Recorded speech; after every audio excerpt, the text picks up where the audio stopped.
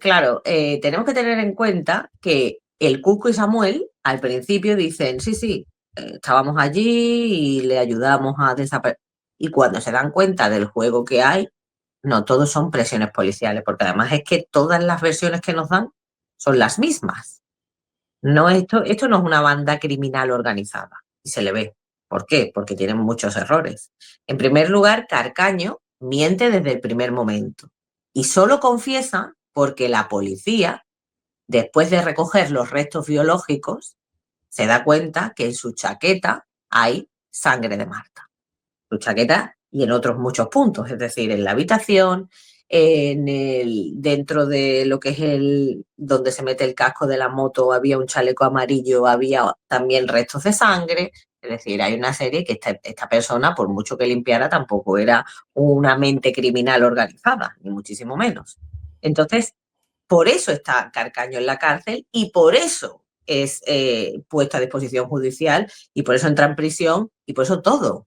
Que él no tenía ninguna intención para nada, en absoluto, de confesar. De hecho, él mintió a la policía, él escribe, que eso lo hago yo en el libro, analizo esa escritura que él realiza, la primera confesión la hace escribiendo y ahí podemos ver grafológicamente un análisis forense en el cual puedes ver cuándo miente, cuándo no miente, es decir, él, el dato que te puedo dar es que continuamente, o sea, cuenta la historia de lo que pasa aquella tarde, aquella noche, cuando va a mentir, es decir, la dejo en la cristalería enfrente de su casa, te das cuenta que miente porque empieza la letra como a desaparecer. Y luego también da muchos detalles. Él nunca quiere llegar a la hora de que entra en el piso de León 13, ni mucho menos, porque obviamente no lo va a decir.